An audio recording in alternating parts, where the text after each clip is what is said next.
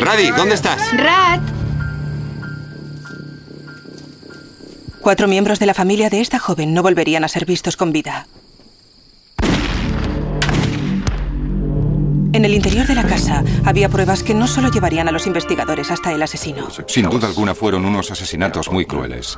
sino que también pondrían al descubierto un secreto enterrado durante 3 años. Nos preocupaba el hecho de que por haber salido impune pudiera haber cometido los otros 4 asesinatos. Eso es algo que no debería haber ocurrido. Había preguntas que exigían una respuesta. Lo hicimos porque teníamos que saberlo. No podíamos establecer cómo ocurrió, pero sí que no pudo haber ocurrido tal como él decía. Si se fijan en los daños craneales, verán que este no concuerda con este. Y esa en su mente era su forma, supongo yo, de explicar lo que había hecho. Cuando más avanzábamos, peor era para él.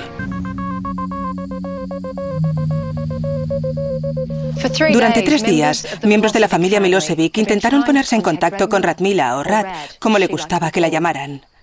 Pero las llamadas a Rad o a Tony, su pareja de hecho, no obtuvieron respuesta. Y para una familia que hablaba todos los días era algo muy preocupante. ¡Rat! Recibieron una llamada del jefe de Tony en la que decía que hacía un par de días que no había ido a trabajar y estaban preocupados, ya que no era propio de él actuar así. El coche estaba frente a la casa, pero nadie acudió a abrir la puerta y Dara empezó a preocuparse. Dara, de 18 años, era la hermana de Rad. Miró por la ventana y vio unos papeles quemados en la encimera. Esta estaba encendida. Quería romper la ventana y entrar, pero su novio se lo impidió y le dijo que era mejor llamar a la policía. No quería que ella entrara. El 31 de marzo de 1984, yo estaba de servicio en Canberra junto con otro inspector, joven como yo. En ese día en concreto, nosotros 2 éramos los únicos inspectores de servicio en Canberra. Recibí la llamada de nuestro centro de operaciones en la radio de la policía. El agente de policía que había acudido había abierto un agujero con su porra en la puerta trasera de la casa y así había entrado.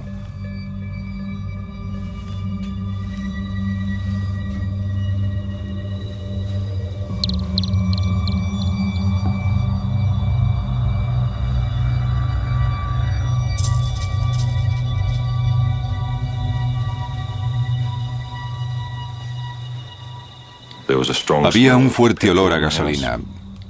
Era evidente que alguien había intentado prenderle fuego.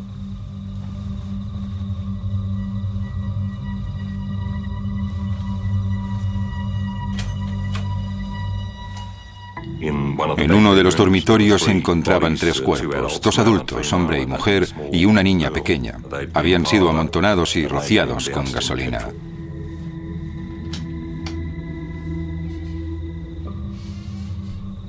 En otro dormitorio se encontraba un niño, y era evidente que todos habían sido víctimas de disparos. Hace 20 años nosotros también éramos jóvenes y teníamos hijos pequeños, así que fue horrendo.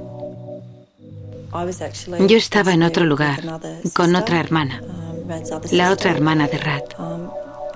En aquel momento estábamos en un club nocturno y una amiga se acercó a la otra hermana y le dijo que a Rad y Tony les había pasado algo terrible y teníamos que marcharnos.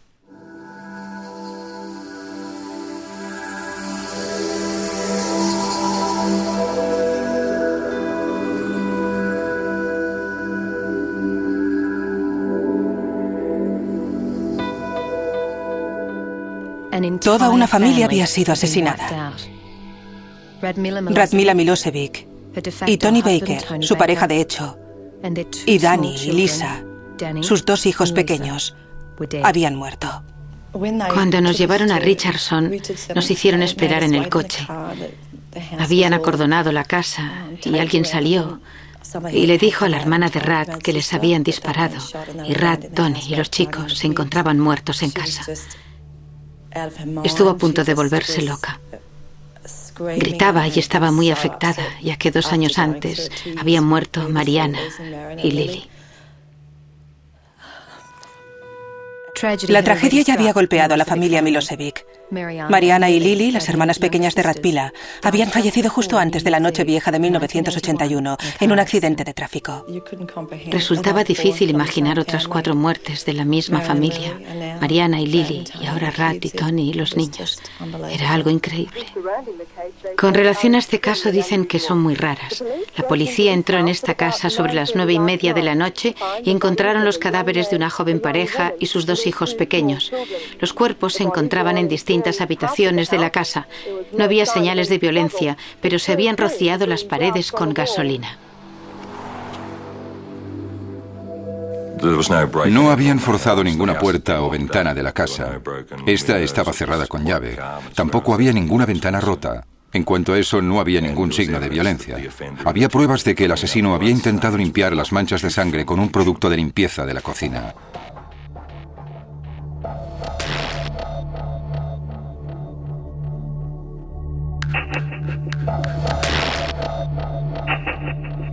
Y al pretender limpiarlo lo había ensuciado aún más, por lo que colocó cojines encima de las manchas de sangre en un intento por ocultarlas. El asesino también intentó borrar sus huellas, incendiando la casa. La cocina consistía en 2 pequeños quemadores detrás y uno de forma cuadrada delante. Los 2 de atrás estaban al rojo vivo, pero no el de delante.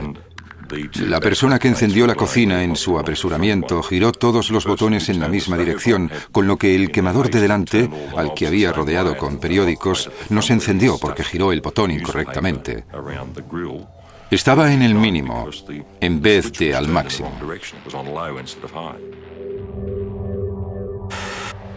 La policía científica ha intentado establecer algún tipo de patrón o lógica. Creen que el tiroteo pudo haber tenido lugar el viernes. Pero los registros en el interior de la casa sugerían que podía haber sido incluso antes. El fallido intento de quemar la casa significaba que el diario de Radmila seguía intacto. Un diario que escribía religiosamente todas las noches. Era una antigua libreta del instituto en la que anotaba lo ocurrido durante el día. La última anotación estaba fechada el miércoles 28 de marzo. En ella explicaba que su marido y un hombre llamado Tomo estaban escuchando por radio el partido de fútbol semanal. Esa era la última anotación, por lo que sabíamos que en ese momento había otra persona en la casa. La última vez que esas personas seguían vivas. Esta mañana, desde su unidad móvil, la policía ha ido interrogando a todos los vecinos. Muy pocos de ellos conocían a la familia y ninguno había oído los disparos. Pero la gente había visto un coche yendo y viniendo de la casa después del miércoles. Y eso indicaba la posibilidad de que ese coche fuera de ese tal Tomo. Necesitábamos averiguar quién era Tomo y dónde estaba. Las investigaciones policiales continúan esta tarde. Siguen interrogando a los amigos y parientes de la familia, pero aún no han establecido el posible móvil. Ya habían pasado varias horas desde que los cuerpos de Rad, Tony y sus hijos habían sido encontrados muertos en su casa. Sin ninguna razón de la causa de su muerte, los inspectores tenían que hablar con la última persona que los había visto con vida. Y ese era un tipo llamado Tomo. Identificamos a Tomo como un sujeto llamado Alan Thompson, un amigo íntimo de la familia. De hecho, era un viejo amigo de Tony. Creo que solían jugar juntos al fútbol. Era mi hermano mayor. Hubiera hecho cualquier cosa por mí. Confiaba en él. Supongo que era el hermano mayor que nunca había tenido. Era uno más de la familia. Creo que él me enseñó a conducir ilegalmente a los 13 o 14 años. Y nos llevaba a la discoteca del instituto. Volvía a su casa y pasaba a recogernos cuando salíamos. Siempre estábamos con Tomo. Las anotaciones en el diario indicaban que ese tal Tomo los visitaba regularmente y jugaba con los niños. Había algunos comentarios sobre que se comía toda su comida, por lo que sabíamos que los visitaba regularmente. También había sido novio de una de las 2 hermanas que habían fallecido en un accidente de tráfico unos años antes. Tomo conoció a Mariana una noche. Él y un amigo estaban dando vueltas con el coche por la calle principal. Y Mariana y una de sus hermanas estaban en la ciudad. Los chicos se detuvieron y empezaron a hablar con ellas, y supongo que todo empezó ahí. Enseguida los jóvenes se fueron a vivir juntos y eran inseparables. Cuando Mariana falleció en un accidente de tráfico menos de 2 años después, Alan buscó compañía en su hermana mayor, Rad, y Tony, su pareja de hecho. La mayoría de los días y noches los pasaba aquí, en su casa.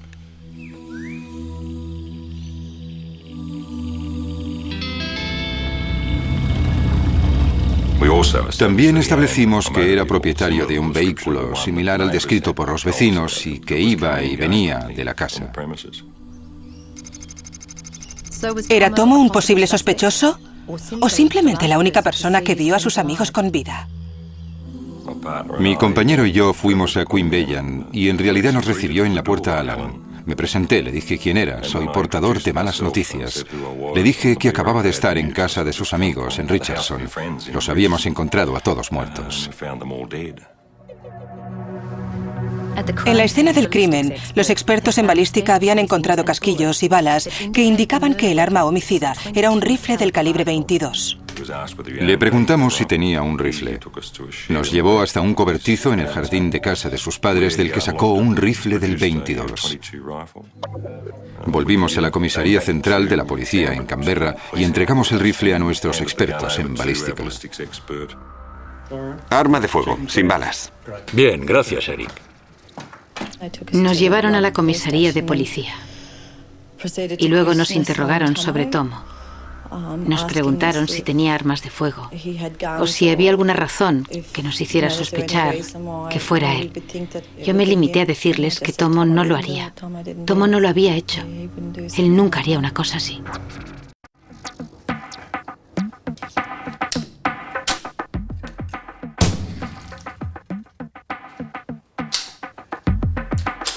En el laboratorio forense, el experto en balística disparó varias veces el arma de Thompson. Y bajo el microscopio de 20 aumentos, se compararon las balas con las encontradas en la escena del crimen para identificar o eliminar el rifle que Thompson le había facilitado a la policía. Estamos mirando una muestra en el lado izquierdo y una prueba en el derecho. Estamos buscando líneas creadas por las marcas en el interior del cañón sobre el plomo. Las marcas quedan estampadas en el plomo. Constituyen unas marcas únicas. Son las huellas dactilares de balística. Así que son únicas de esa arma en concreto. Eso nos permite identificarlo o eliminarlo. En este caso lo identificamos.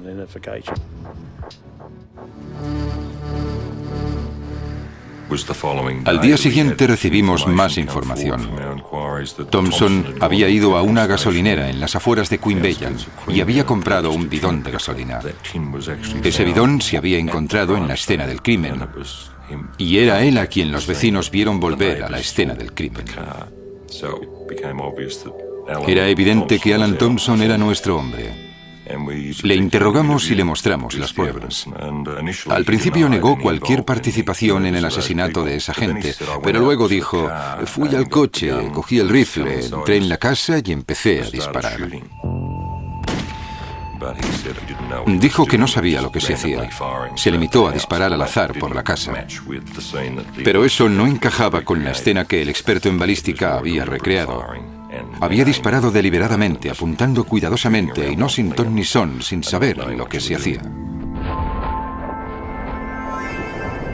Cuando la bala sale del cañón del arma, la presión tras ella dispara restos por el cañón y en el aire. ¿Podrías confirmar si está en contacto? De acuerdo, así. Cuanto más cerca esté el rifle del objetivo, más concentrados serán los residuos alrededor del orificio de entrada de la bala. Voy a disparar. Cuanto más lejos, menor es la densidad. Cuando los expertos compararon los resultados obtenidos del rifle de Thompson con los residuos alrededor del orificio de entrada en las víctimas, pudieron establecer a qué distancia se encontraba Thompson en el momento de apretar el gatillo contra cada miembro de la familia.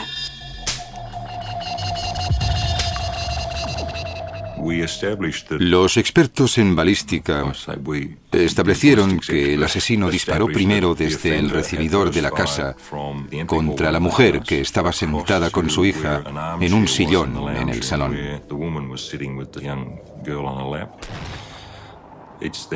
En ese momento, el marido intentó levantarse del sillón, pero el asesino le disparó al pecho. Luego intentó salir del salón rodeando una pared hacia el pasillo y allí le disparó en la nuca a quemarropa. Después, la niña, que evidentemente había caído del regazo de la madre, recibió un disparo a muy poca distancia en el salón. Creemos que arrastró los cuerpos por el pasillo y los amontonó en uno de los dormitorios. Y en algún momento de esa noche le disparó a quemarropa al niño que estaba en la cama. Sin duda alguna fueron unos asesinatos muy crueles. Thompson, de 24 años de edad, fue acusado de 4 asesinatos y en el juicio se declaró inocente. No quería creer que Tomo lo había hecho. Seguí en la sala del tribunal, escuchando la presentación de las pruebas forenses y todo lo relativo al caso. Thompson fue declarado culpable y condenado a 4 condenas de cadena perpetua que debía cumplir al mismo tiempo. Nunca averiguamos el móvil de los asesinatos. Yo creo que tras la muerte de su novia se sintió unido a Radmila. Carezco de la preparación necesaria para explicar por qué la gente hace determinadas cosas, pero no sé, creo que había... Por lo que vi y por lo que leí en su diario, creo que Tomo se sentía atraído por Radmila y ella rechazaba sus galanteos. Pero aún no había terminado para Tomo. Un agente tenía el presentimiento de que probablemente Thompson se convertiría en uno de los peores asesinos australianos de todos los tiempos. Al mirar los álbumes de fotos de la casa, encontramos recortes de periódicos relacionados con las 2 hermanas de la fallecida que habían muerto unos años antes en un accidente de tráfico. Las 2 chicas de 14 y 17 años de edad han muerto cuando este coche se salió de la carretera y chocó contra un árbol. Se quemaron cuando estalló el depósito de gasolina del vehículo. La investigación ha establecido que ha sido un accidente. El coche chocó contra un árbol y se incendió. El conductor, que no sufrió daño alguno, se llama Alan Thompson y es amigo íntimo de la familia. Nos preocupaba el hecho de que por haber salido impune pudiera cometer los otros 4 asesinatos. Eso es algo que no debería haber ocurrido. Cuando Alan Thompson mató a tiros a Radmila Milosevic y su familia, los investigadores descubrieron que también era el conductor de un coche implicado en un accidente de tráfico que se cobró la vida de sus 2 hermanas pequeñas. ¿Era una mera coincidencia el hecho de que Thompson estuviera relacionado con la muerte de 3 hermanas o había algo más? Thompson alegó que conducía en dirección a Canberra, desde Cooma a Canberra, por la carretera, con las 2 chicas en el coche. 1 de la madrugada, miércoles 30 de diciembre de 1981, carretera de Monaro, Canberra. ¿Qué tal un helado? Sí, ya tengo helado. ¿Tú no has tomado?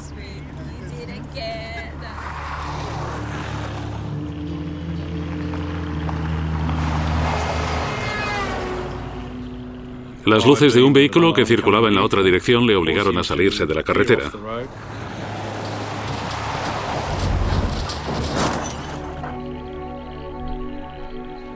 Salió inmediatamente del coche, por la puerta del conductor, y fue hasta la parte frontal del vehículo donde vio salir llamas del capó. Corrió al lado izquierdo del coche e intentó abrir las puertas para que salieran las chicas.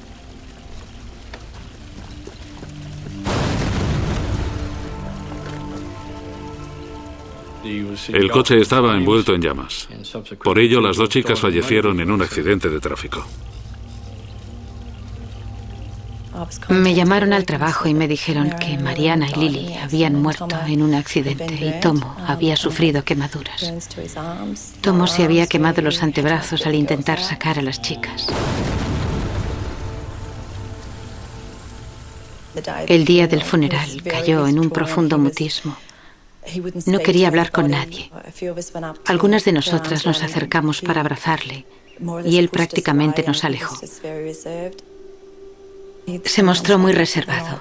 A veces se despertaba por la noche llamando a gritos a Mariana y nosotros solo queríamos ayudarle.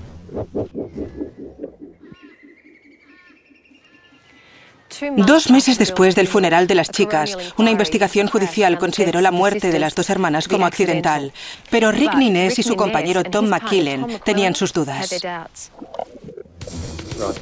Bien, el informe decía que se había producido un accidente de tráfico, un simple accidente de tráfico. Repasando el informe, notabas que no había las respuestas suficientes para afirmar: sí, ha sido un accidente de tráfico. Había preguntas a las que debía responder para corroborar su historia. Tuvimos la suerte de que la patrulla de tráfico que participó en el mismo tomó muchas fotos del vehículo accidentado. Al mirar las fotos, me preocupaba que los daños no se correspondiesen con el impacto que, según Thompson, había sufrido. Circulando a la velocidad que él dijo, lo lógico era que los daños hubieran sido mayores, pero eran insuficientes.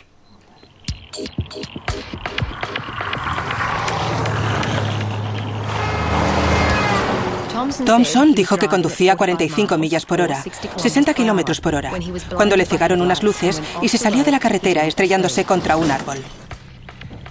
Pero según los expertos de General Motors Holden, no pudo haber ocurrido así.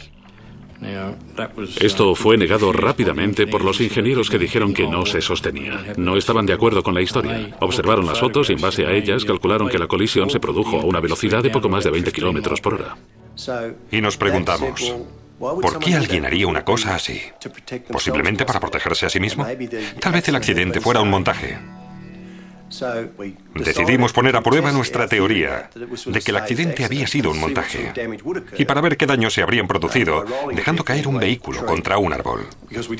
No podíamos efectuar la prueba con el árbol original porque lo habían talado. Compramos un HR Holden y lo llevamos al campo de pruebas de la policía de tráfico. Lo dejamos en una pendiente y marcamos la distancia entre un árbol que nosotros considerábamos concordaba con el de la carretera y luego lanzamos el vehículo contra dicho árbol en varias ocasiones para que así coincidiera la velocidad. La distancia tenía que ser exacta para recrear el impacto a una velocidad de 20 kilómetros por hora.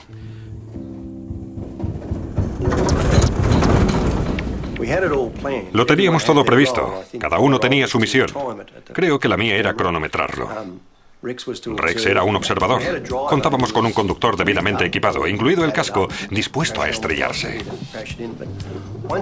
Pero una vez vio la distancia que tenía que recorrer por la pendiente y la velocidad, dijo: bueno, esto puede ser peligroso. Digamos que se negó a seguir. Así que pedimos un voluntario y el único que se ofreció fue Rick Nines.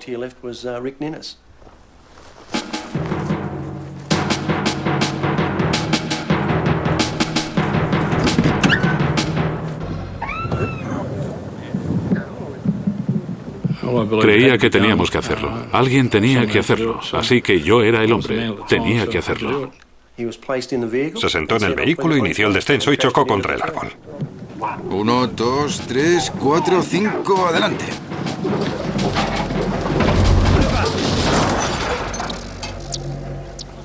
Probablemente fue importante que lo hiciera yo, ya que me proporcionó una idea de lo que ocurrió en ese coche. El impacto no fue importante. Sabías que habías colisionado contra algo, pero no fue tan fuerte como para que 2 personas murieran. Ello sirvió para demostrar que esa era la velocidad a la que el vehículo circulaba cuando Thompson y las 2 chicas se estrellaron contra el árbol. Teníamos que estar absolutamente seguros de lo ocurrido. Si nosotros no lo estábamos, ¿cómo podíamos convencer a alguien más? Lo hicimos porque teníamos que saberlo. Aunque las similitudes entre las pruebas del accidente y los daños del coche de Thompson ponían en duda su historia, no era prueba suficiente para cambiar el veredicto original de muerte por accidente. Para eso, necesitaban las pruebas de un experto en incendios provocados. ¿El coche se incendió debido al impacto o el fuego fue provocado? Me encerraron todo un día en una sala con un vídeo y las fotos y me dijeron que volverían a las 4. Díganos su opinión. Cuando el inspector Rick Nines empezó su investigación para saber si el accidente de Thompson ocurrió tal como él lo contaba, 1, 2, 3, 4, 5, adelante. No sospechaba que tendría que correr tales riesgos.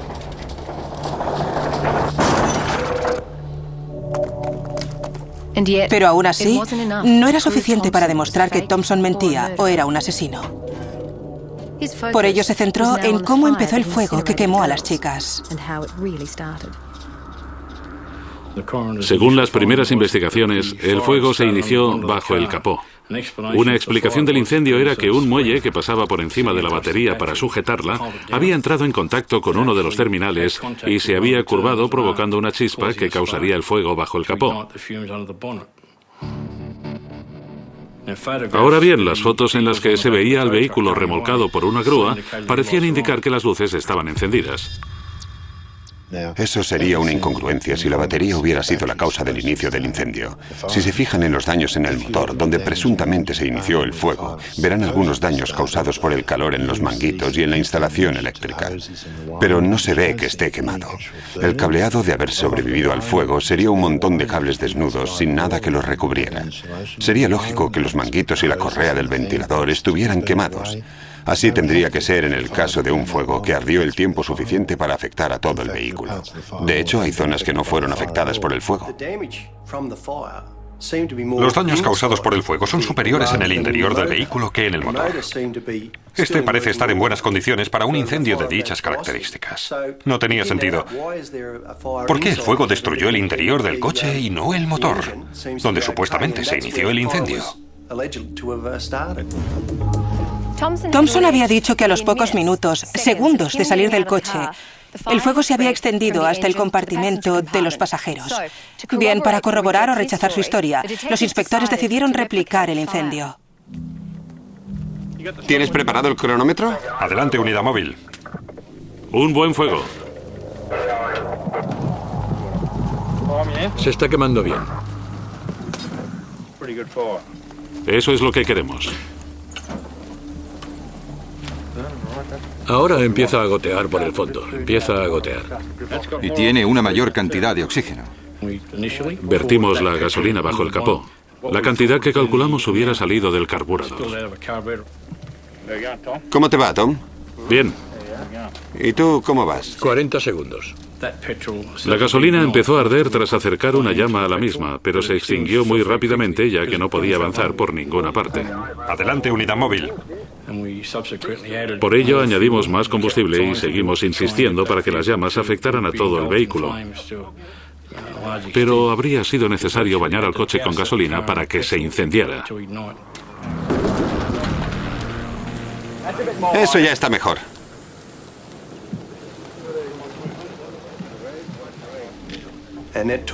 Necesitamos una gran cantidad de gasolina para que llegara a los pasajeros. ¿Y el tiempo, Tony? 2 minutos y medio. El cableado de debajo del salpicadero tiene que llegar hasta allí. Tiene que quemarlo. El salpicadero sí que produciría gran cantidad de humo. Los coches se incendian, pero deben ir a una gran velocidad y el impacto tiene que ser proporcional para que se rompan todas las conducciones de gasolina, incluido el depósito. Y se necesita una gran cantidad de acelerante para alcanzar un alto grado de combustión para alimentar las llamas. Ahora son 15 minutos. Sí, 15 minutos. Para apoyar la historia de Thompson, que a los pocos segundos de impactar el vehículo estaba envuelto en llamas, no conseguimos establecer cómo pudo haber ocurrido. Pero no podía haber ocurrido tal como él dijo. Lo que también averiguamos es que tuvo tiempo de sobra para sacar a las pasajeras. Ese era otro dato a considerar. Para eso están las protecciones del propio coche. Podría sacar a alguien del coche incluso transcurridos 30 minutos. Al cronometrarlo, consideramos que era otro factor carente de sentido.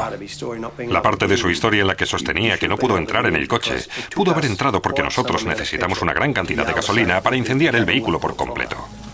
Ya han pasado 45 minutos. Bien.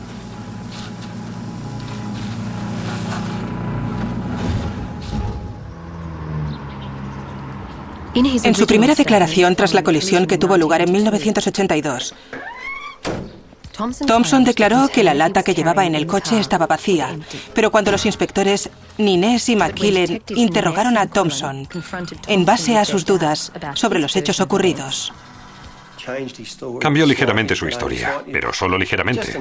Solo lo necesario para explicar el motivo por el que había un acelerante en su vehículo y por qué se produjo el incendio. Les dijo que había comprobado esa misma tarde la gasolina para el cortacésped de su madre, pero había olvidado dárselo.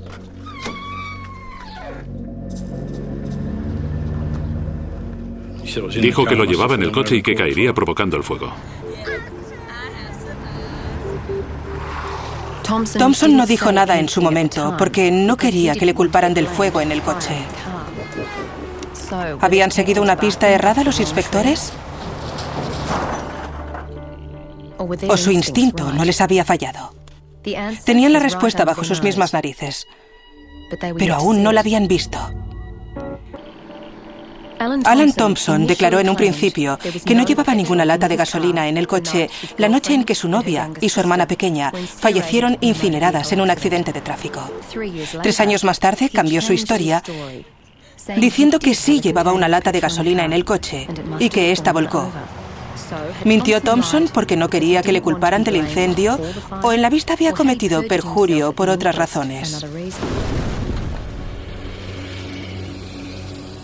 Si se observa la foto del árbol contra el que se estrelló el coche, se ve que hay fuego por debajo del nivel del vehículo.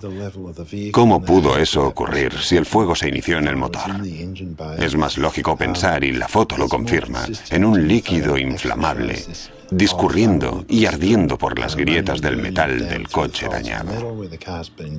Como es evidente, no puedo decir exactamente cuánta gasolina se utilizó, pero sí puedo decir que tuvieron que ser varios litros, tanto en el interior como en el exterior. Se echaron varios litros de gasolina en el interior y el exterior del vehículo. Cada vez había más pruebas concluyentes y estábamos convencidos de que teníamos evidencias razonables contra Thompson. La prueba más irrefutable de que el accidente había sido un montaje se encontraba entre las fotos que habían empapelado las paredes del despacho de los inspectores durante los últimos 6 meses. Puedes mirar algo durante cierto tiempo y en realidad no verlo. Y de pronto lo vimos. Al mirar a las mujeres, vimos que les salía del cráneo un fluido inexplicable.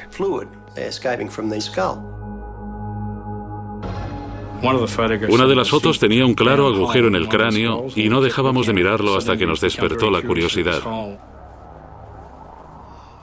Si observan atentamente las fotos, no queda claro, aunque puede verse que los cráneos están dañados. Se tiene información de crematorios y creo que de la Revolución Rusa que un cráneo sometido al fuego puede llegar a estallar. Y cuando eso ocurre, se debe a que el fuego ha sido muy rápido y a una muy alta temperatura. En el cráneo se establece una gran presión debida al vapor, por lo que solo puede ocurrir una cosa: el cráneo estalla. Si se fijan en los daños de estos cráneos, no se corresponden con lo que he dicho. A mí me parecen orificios de salida de proyectiles, es decir, de balas, y por lo menos en uno de los cráneos, un orificio de entrada que sugería que a ambas chicas les habían disparado en la cabeza. En el Tribunal Supremo hoy se ha revelado la trágica historia de 3 hermanas de Canberra. El director de la Fiscalía, Ian Temby, ha dicho que solo el hecho de que Thompson hubiera sido condenado por el asesinato de una de las hermanas era suficiente para ordenar una nueva investigación sobre la muerte de las otras 2. Ha dicho que la investigación ayudaría a disminuir la alarma social y a depurar responsabilidades. El señor Temby ha dicho que las nuevas pruebas de los expertos contradecían la versión de Thompson sobre el accidente, la velocidad a la que circulaba y dónde se había iniciado el incendio. Ha dicho que ahora Thompson admitía que llevaba una lata de gasolina, hecho que había negado anteriormente. Dennis Palmer, abogado de Thompson, alegó que las pruebas no eran nuevas ni sólidas y señaló el coste de iniciar una nueva investigación. Lo único que quedaba por hacer era exhumar los cadáveres y ver si se podía extraer de ellos alguna prueba forense. Si la historia de Thompson fuera cierta, se observarían quemaduras y lesiones en la laringe y en los pulmones de las chicas, si aún seguían con vida en ese momento, aunque es posible que estuvieran inconscientes. Necesitábamos esas pruebas para sustentar una acusación de homicidio contra él.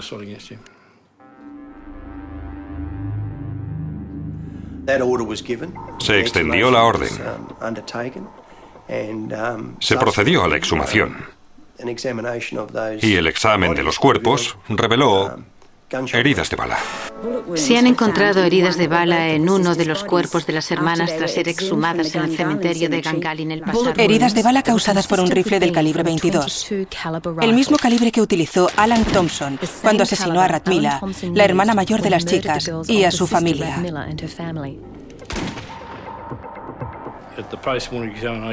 En el examen post-mortem, el forense no encontró quemaduras en la laringe ni en los órganos internos y estableció, más allá de toda duda, que ambas fallecieron antes del incendio. Los forenses también encontraron restos de plomo en el cráneo, restos que la bala deja al atravesar el cráneo.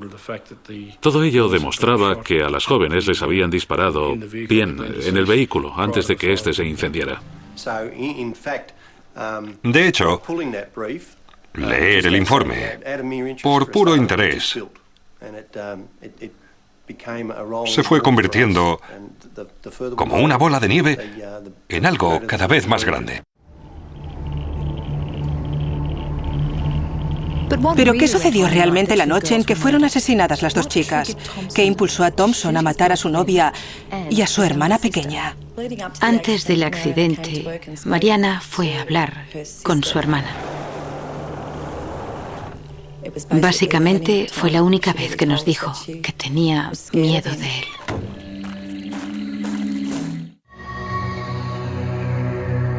él. Mariana Milosevic y Alan Thompson eran novios. Cuando ella falleció en un accidente de tráfico en el que él conducía el coche, Thompson buscó apoyo en su hermana mayor, Radmila. 15 meses después la mató a ella y a su familia. Con Thompson involucrado en ambos hechos, los investigadores forenses y de la policía recrearon la colisión del coche que había sido considerada como un accidente.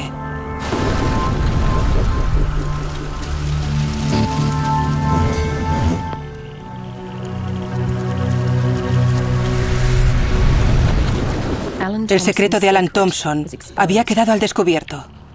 Y por fin se supo la verdad de lo que había ocurrido esa noche fatal.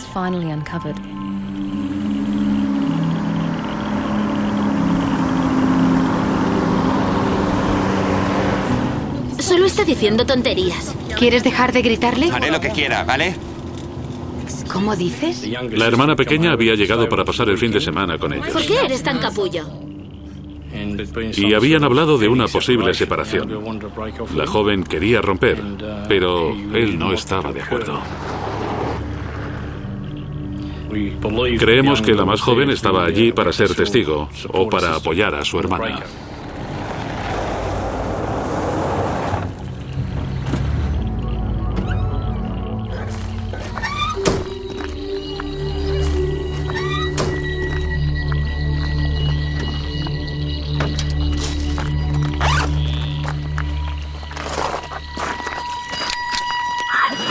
¡Oh, Dios mío!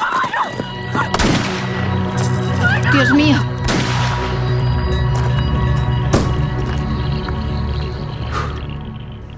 Creo que mató a las chicas en el coche porque Mariana quería dejarlo.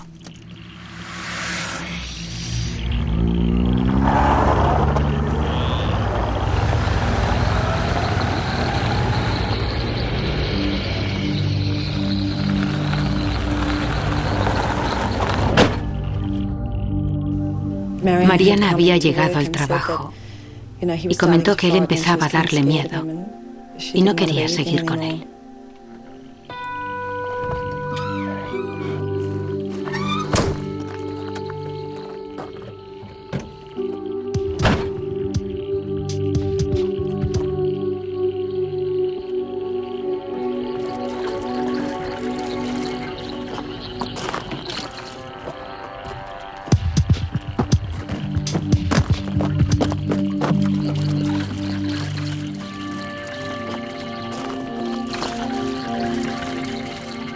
Si él no podía tenerla, no la tendría nadie.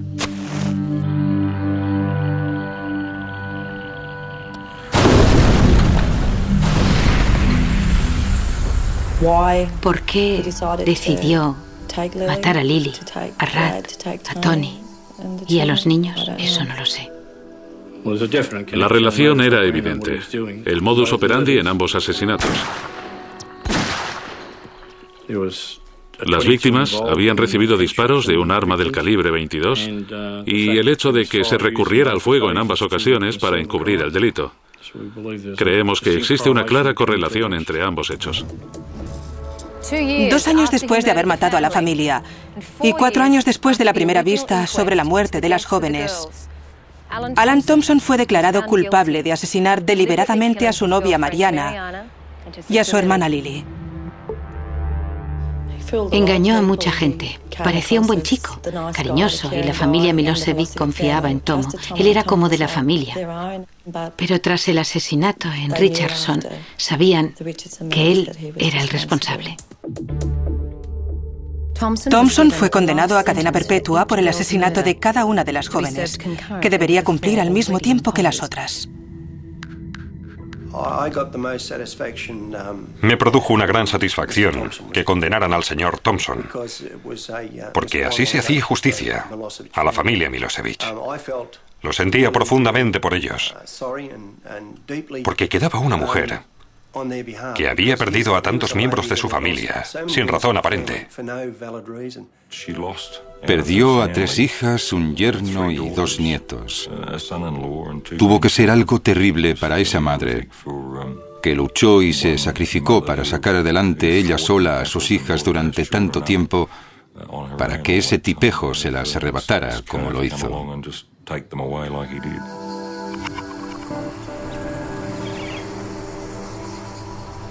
La vida para ellos, 20 y tantos años después, aunque es como si fuera ayer.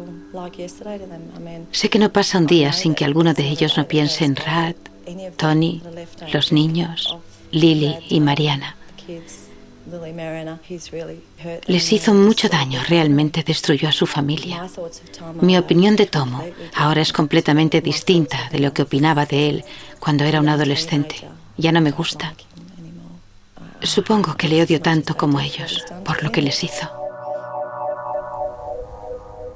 A su manera, la familia y Brandwin han borrado a Alan Thompson de su vida. El nombre de Tomo aparecía en la lápida de Mariana. Ponía, amada por Alan. Entonces creían que él amaba a ella y ella a él, pero eliminaron el nombre, lo rascaron.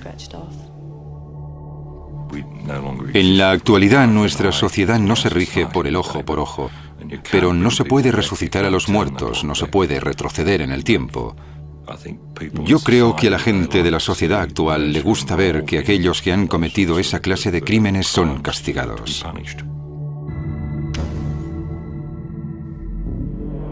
Thompson lleva 20 años encerrado y en la actualidad cumple su condena en una cárcel de mínima seguridad. Gente como él no deberían volver a vivir en la sociedad. Alan Thompson es un desalmado, sin sentimientos. Creo que en su interior no hay nada. Sí, la mejor forma de describirlo es como un desalmado.